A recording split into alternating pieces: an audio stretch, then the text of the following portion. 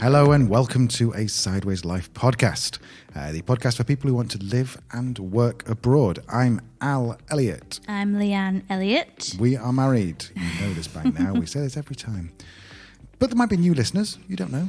There might be, in which case, welcome. Hello. You're in the right place, unless you're looking for great recipes for making homemade cheese, in which case you're in the wrong place, very much so. Yes. Anyway, so if you are listening today, then hopefully you know this already is going to be about where to spend autumn in Europe. Now, this could be someone who is traveling full-time. This could be someone who wants to have a 2-week getaway or a weekend getaway. Or it could be someone who's looking at actually they want to move somewhere, and maybe that'd be exciting if someone made a decision based on what we said. Could you imagine? Good luck with that. Anyway, so what we're going to talk about today is where you go in autumn. Something Leanne always says is that people think that because you live live abroad and it's sunny for summer, they might think, oh, well, it must be brilliant, all year round. And clearly it's not. No, I think that's a thing, isn't it? You look on Instagram and that's unfair. Some people who are showcasing their life abroad, it is all palm trees and sunshine and beaches and whatnot. And yes, of course, if you look at our Instagram over the summers, ours looks the same. But you'll see it changes over autumn. And that is no bad thing. I love seasons. You do. It's one of my favourite things. And autumn especially is right up there next to summer as my favourite. So let's talk about autumn and where to go, what it's like, what's good, what's bad, where we'd recommend. And go from there.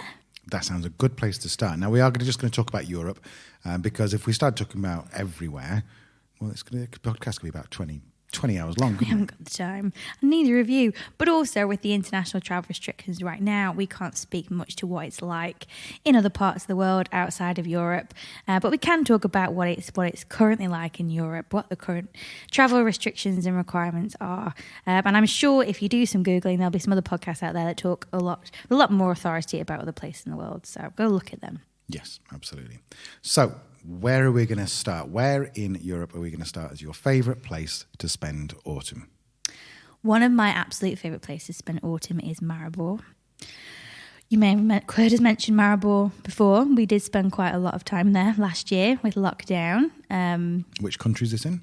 In Slovenia. Sorry, Maribor is in Slovenia. It's the second city of Slovenia. It's in the north. It's not far from the border with Austria.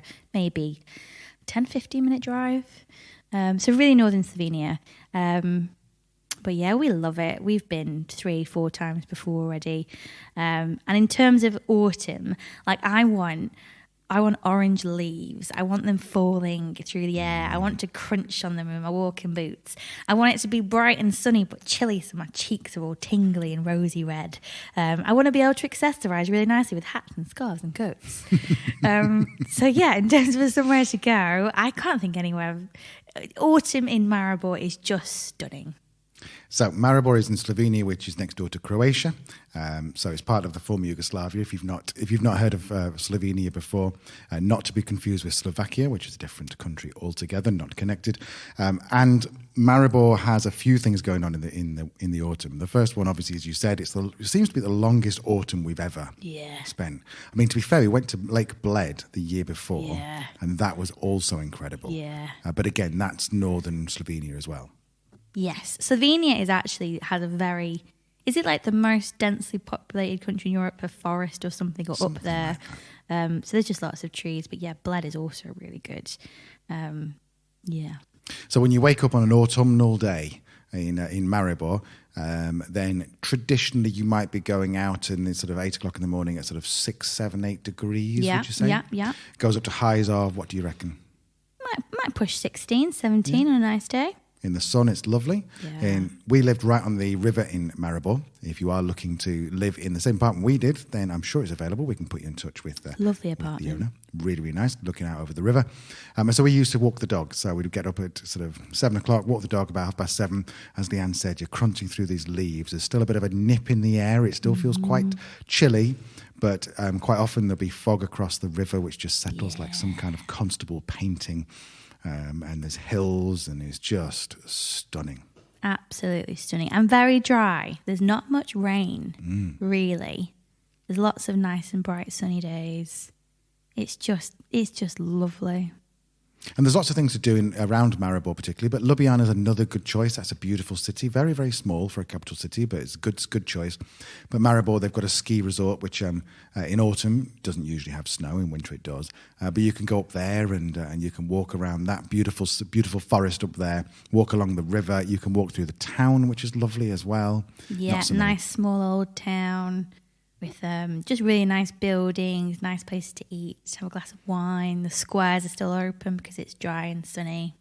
Exactly. So choose your time and you can be sitting in the sun, and you might have to have your coat on, but you'll be sitting in your sun enjoying one of the amazing wines you'll get from Slovenia. If you're into wine, you have to go to Slovenia, particularly the north, Maribor, which is the wine centre, isn't it, of Slovenia? Yeah.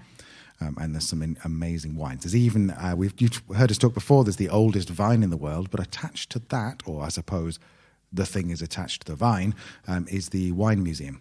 Yes. And that's definitely worth a visit because you'll go in there. There's a girl called Natasa there. I think, is it Natasa? Yes, it is Natasa, yeah. Really nice, speaks perfect English. In fact, they all do there. Marco's another guy who's brilliant. And you just say, what do you want? And you'll look at their wine list and they've got probably pushing 100 different Slovenian wines. Yeah. It's fantastic. So that is our choice number 1. Choice number 2, it's my turn. And we are going to stay in the former Yugoslavia in the Balkans. And we're going to go to Belgrade, which is the capital of Serbia. Not to be confused with Siberia, as one of our friends did once confuse it. It's a little warmer and a bit more going on than Siberia. But what did you think of Belgrade, Leah? Well, Belgrade is probably one of the very few places we've been to that I've been really surprised by. I was a little bit nervous about going because of the recent, in recent history, the war, and the UK were on an opposite side of Serbia there. So I was a little bit apprehensive in terms of how recent this all was and that type of thing. But it's just cool. It's a really cool city. Like if you've been to a big European city, somewhere like Prague or Budapest, it's similar in that you get that sense of like history and grandeur and all that kind of stuff going on, but then it's just a bit gritty, but in the best way.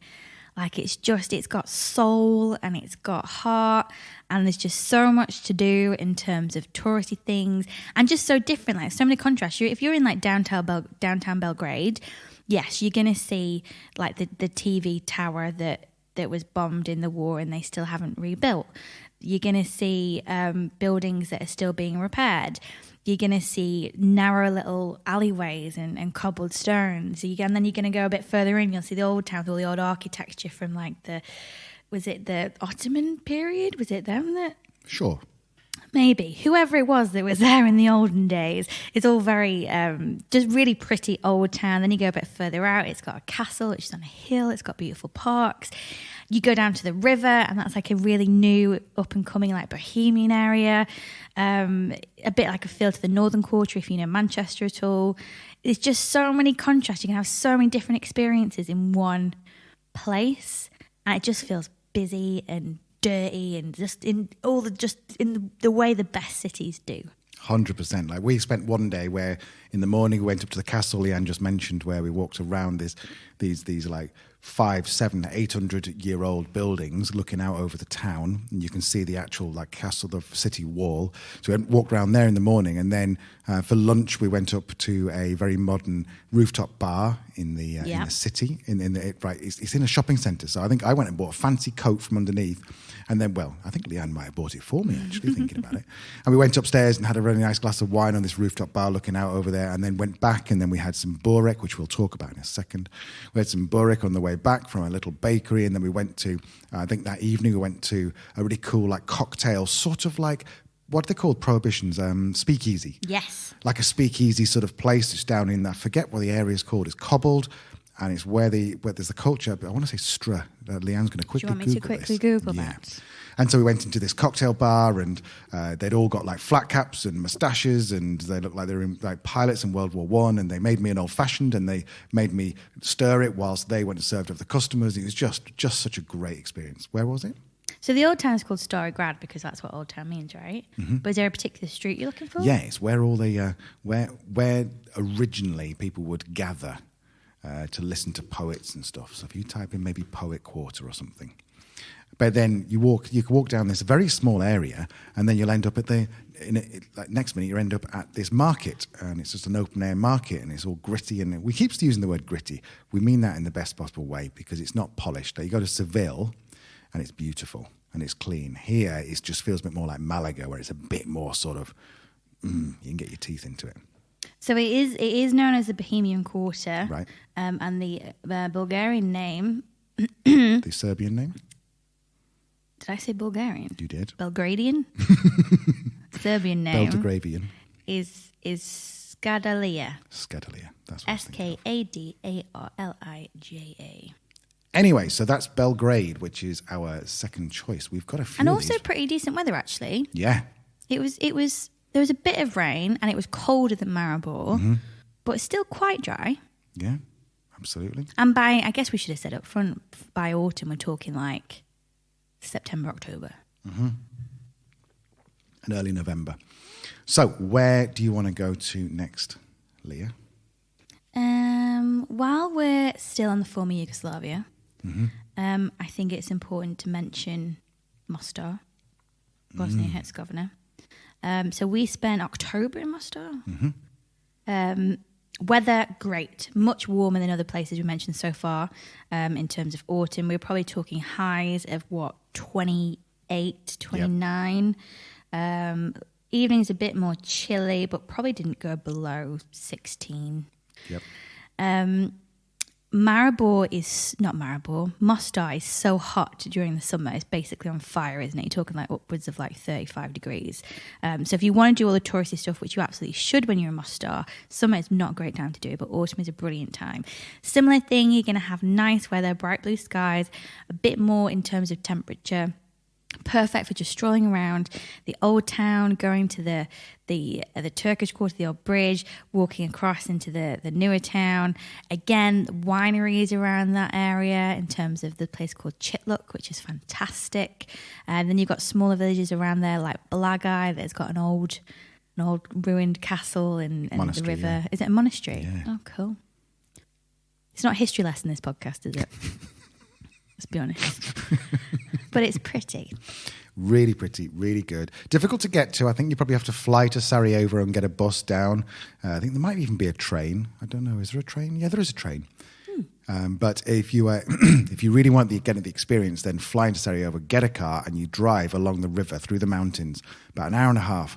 It is just an incredible drive. You just see the most amazing scenery. And Bosnia and Herzegovina are kind of split into two. Herzegovina is the southern bit, and that's quite Mediterranean, a lot like Dalmatia, so like Dubrovnik, whereas the north, Sarajevo, is the other side of the mountains, so can be a little bit wetter and colder. Still worth going. You've got to look out. You've got to go and do the tour, the walking tour. Harrowing as it is, it's just I can't say it's amazing because it's not amazing. It's just you get the feeling. You just learn so much. You've got to go and do it. Yes. Look after the Sarajevo Rose. Okay, so should we do the last one in the former Yugoslavia? Please. So you might have guessed by now, we do like Yugoslavia, or now as it's called, the Balkans. The last one is Croatia, but specifically Istria. Now, you'll probably know if you listened to us before, we actually live in Istria now, but we came in the autumn, one of the very first times, or in fact 2 times we came in the autumn. First we stayed in a place called Rijeka, which is near Opatija. It's just at the very top end of Istria, probably about an hour and a half from Zagreb. And that was, again, so surprising. We were there for a month in October, expected it to be cold, and although it was chilly at night, you put a coat on, but during the day you're getting sort of 23, 24 degrees. It was beautiful. Yeah. Easy. So, and then you have some breakthrough days where it's like 26, 27.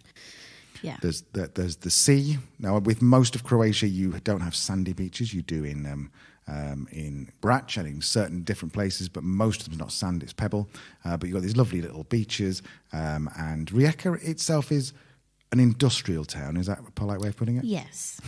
So if you do like a bit more sort of Italian-influenced architecture and food, then just get a taxi for about 10 minutes down the road to a place called Opatija, and that is like walking into Tuscany, isn't it? Yes. Lots of Italian food, pizzas, etc., beautiful beach, and there is a hotel just outside Opatija, Rijeka side of it, which has got a Michelin star. And we actually went before they had the Michelin star, didn't we? We did, yeah, a little before. And it was, apart from the Welsh lamb, it was amazing. They tried to tell Leanne, who's from Wales, that Welsh lamb is always salty. And Leanne's like, no, you've just oversalted this. But yeah, so that's kind of the north of Istria. The bits that we really like and would really, really recommend for an autumn trip is a bit further south and west. So we spent a month in Ravine, and then now we're currently living in Midland, which is just outside of Pula, a bit further south of Ravine. I think in terms of if you're looking for a bit of a touristy, a long weekend away, Ravine is fantastic.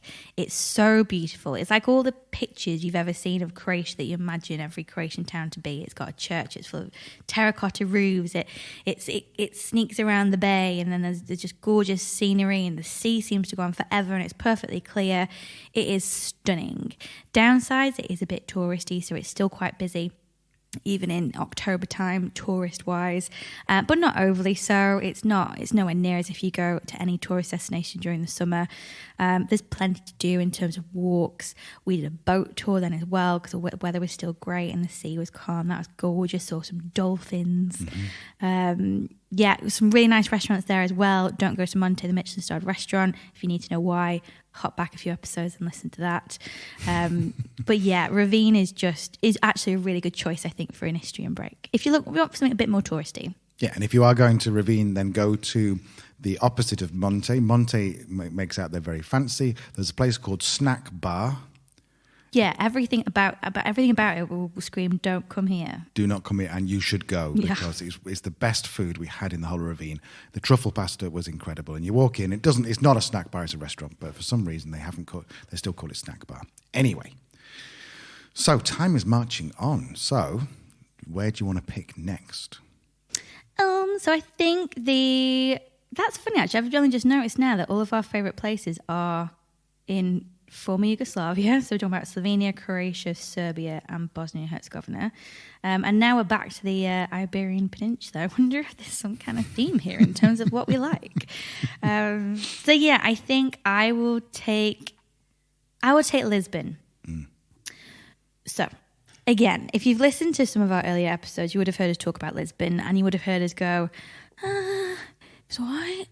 And I think especially if you're even dip your toe into the digital nomad world in terms of research, Lisbon could come out again and again and again as a brilliant destination. We liked it. I think it's a cool city.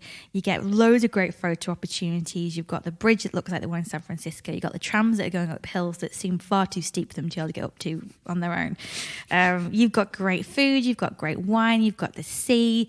It is a really cool city. Then you've got places a bit further out. Is it Belém that we stayed, where Careful how you say that. The custard tarts come from, and the monastery is there. It is great. It is very touristy. It's busy all year round. I'm sure if you go, you'll have a great, great time. But maybe just do a bit of research. One thing that we've heard people say is that you either fall in love with Lisbon or you fall in love with Porto. We haven't been to Porto, but from what people say, we'll love it. So if you've been to Porto and didn't particularly like it, you'll probably really like Lisbon. And if you've been to Porto and really liked it, Lisbon might not be for you. So maybe do a bit of research. But in terms of a really cool city break, it is quite cool. Yeah, you went with your friends, didn't you, for 3 or 4 days? Yeah. You stayed for maybe a week or a bit, or 10 days, can't remember which. And you went for 3 or 4 days, and it sounded like you all had a great time. Because 3 or 4 days sounds like about the time you need. Yeah. Whereas 10 days for us was just a little bit too much. But if you do go to Lisbon and you stay in a place called Belém, that's not with a D at the end, then go and try the pastry, what they called, the little custard tart things, are they? Pastiche de Belém. Yeah. Also, we discovered that because we speak a little Spanish, it sounds a little bit like the Portuguese sounds like a Russian person speaking Spanish. It was all a bit strange, and we thought, we'll be all right because it's similar. It's not similar at all. No. No. But there's also a great place which does an amazing chicken. So in Belen, if you're interested in, then send us a message. We'll send you a pin drop. But it's amazing spatchcock chicken that they'll cook in front of you. Yeah, but we do actually have a whole episode on Lisbon, and I think we've got a lot of links in there actually. Fair so enough. go have a little listen to that. The only thing to bear in mind when we were there, the weather wasn't too good. It was pretty wet. Yeah. And from what we read, Portugal is quite wet once you start to get into October. So just bear that in mind. If you're looking for a winter sun, Lisbon surprisingly might not be a great choice. However, what might be a great choice is my final choice, which is just north of Madrid, maybe about a couple of hours north of Madrid in Spain, a place called Salamanca, which sounds a little bit like it's a James... Salamander. I was just going to say that, James Bond villain. Was there a James Bond villain called Salamander? I think there was. Okay. If you're listening and you know this, then send us a message. Isn't that some kind of like nudie thing? Oh, is it? Oh, my! I might get... You're going to have to help us out, listeners, because is Salamander, is that a James Bond baddie? Is that like a big newt/lizard thing? Or have we just completely got this all wrong? Or is it a city in... City in northern Spain. So, Salamanca is incredible. We went around about the beginning of September. We were there for 2 or 3 weeks. I can't remember which. And we accidentally went at the same time as what's called the Feria. Is it Feria? Feria, how do you say it? Feria. Feria. And the Feria is, I think it literally translates as like fete or something, like a village fete, fair. But it's nothing like that. It's just where the whole town gets together and essentially just watches live music, eats a load of food and gets drunk for about 7 days. It's like a 7-day festival. It is incredible. So the streets are all lined with different stalls where they'll sell you like cider from the north, Chacoli wine, and then you can go like to the next one where they'll cook you I don't want to say burger because it sounds like it's just a burger. It's not. They'll cook you the most incredible meat, like pork meat. Mm-hmm. Salamanca itself, is only a small city, so once you get into it, then there's a huge square that if you've ever been to Madrid and you've been to, what's the square called in Madrid? The big main one. The big... Leanne's quickly Googling, so I forget what it's called. San Martin? No. Anyway, Leanne will find out in a second. You've ever been to that, then it's like a miniature version of that. And it's so cool. It's got all this little restaurants and cafes around the outside. Plaza Mayor, of course it is. It's the main square. Plaza Mayor. Anyway. So stupid. But yeah, it's great. And there's lots of different little places. And then get on TripAdvisor and look for the stuff that's not that well reviewed to go and try. Like there's a great little wine bar. We had some amazing bits of. We've tried pig's ear 3 times, and twice we just couldn't eat it. And the one time we ate it, I think, was in Salamanca, where it was all chopped up and deep fried. It was really pretty good. So it's also so beautiful. It's all made of sandstone, isn't it? So everything's like a creamy, yellowy kind of colour, and it's got a big university there, so it's got a lot of students, and anyone knows any student city always has an extra little buzz about it, especially in September. It's just a really, really pretty city, and actually quite different to any other city we've been to in Spain before. Great parks. If you do have a dog, it's very dog friendly. Some really good parks, dog parks, and just big parks where dogs are allowed off and can wander free. So yeah, it is really nice. And I think if you do get the opportunity to go there for the Feria, which is at the second week in September. This year it was 7th to the 15th, so it'll be... And I think we were there the second week in September as well. So yeah, it's probably around then. But if you can go then, assuming that it's on, then I think it's a really good choice, to be honest. So yeah, and funnily enough, we'd actually do a full episode on Salamanca as well. Episode 2. Wow. I know, well back when. It's probably really awkward and horrible, but if you want to listen to a bit more about Salamanca, then yeah, go and listen to episode 2 of the Side by Side podcast. So let's recap these 6 places we'd recommend for autumn, and let's do it in a really cheesy, slightly 1990s style where you take number 1, I'll read number 2 out, you read number 3, I'll read number 4. Are we doing like a countdown? We do. Oh, yeah. Can we get some music? Al, when you edit this, try and get some music that does countdown. Okay. And before we go on to this, we're just going to have to take a minute to actually agree what the countdown is. No, I think it'd be even more fun to find out. Okay. 1, so 2, 3, 4. From 6 to 1. 6. Okay. In at number 6. In at number 6 is Lisbon. it's a bit busy. It's on a hill and it's a bit wet. I'm loving this already. And at number 5 is Mostar. I'm sorry, it's just so difficult to choose. Mostar is absolutely beautiful, but it is our 5th choice. In at number 4, is it number 4 now? In at number 4, it's Belgrade. Quite simple, because I'd imagine Belgrade, apart from July and August, would be fabulous any time of year. So just go to Belgrade. It doesn't have to be in autumn. In at number 3 is Istria. Now, we've talked about Opatija and Ravine, both amazing, but they don't quite make it to the top 2. In at number 2, it's Salamanca. Oh, you're wrong. It's a great city. It's beautiful. The ferry is lovely, but it's not as good as number 1. Which is Salamanca. No, not really. Is your number 1 Salamanca? My number 1, Salamanca. Okay. However, in at number 1 is Maribor in Slovenia, the second city, the most autumnal place in the world. And if you're from the US, you will fall in love with fall. I'm going to have to edit this bit out. Okay. So there you go. There's your top 6. With that in mind, shall we just quickly go through what our... So being honest then, your number 1 would have been Salamanca. Yes. And my number 1 is definitely Maribor. Right. So if you are thinking about a trip to either of those soon, we've done a lot of research and we've looked at the current travel requirements. Check this at the time at which you book your trip, because unless you're listening to it in this very second, it's just been released on the same day, and even then it might be out of date. So just double check. But as of right now, the main things to know about going to Slovenia, which is home to Maribor, is that you need to fill in a digital passenger locator form if you're coming in via an airport or a ferry terminal. So if you're not driving in, then you're going to need to do this digital passenger locator form.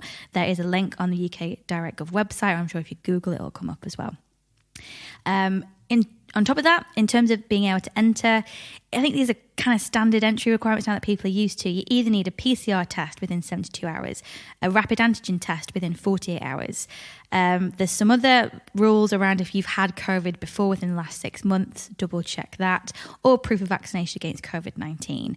Slovenia does have a lot of rules in terms of the type of vaccine you've had and the number of days since your first and second dose that you're allowed in. So again, have a look at the UK Gov website for that. But what they're basically saying is you have a test or you're vaccinated, you can come in. Otherwise, you're looking at 10 days quarantine. And if you're only going for a long weekend, it seems like a waste of time.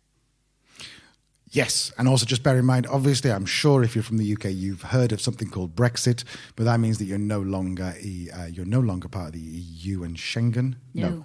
So if you look at the restrictions, just double check that you're looking at the right ones for a third party national. Is that the right word? Third country national. Third country national. I don't know what a third party is. What about Spain, Leah? Spain is a lot simpler. Basically, you do need a pre-travel declaration form to prove that you have either a negative COVID-19 test or proof of vaccination. There are, of course, rules currently, or maybe in the future when you're listening to this, in terms of returning to the UK, whether you need tests or whatever else.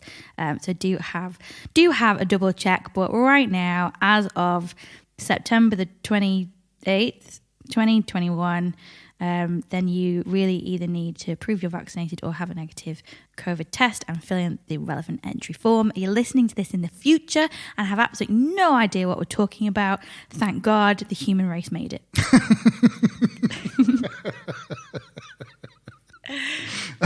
Absolutely. And if you do decide not to go to one of our top 2, then you're idiots. Wrong. Yeah, you're fools. And what have we just spent the last half an hour doing if you go somewhere else? Well, so do you know what? You're on your own. You can look it up on your own. Good luck to you, sir.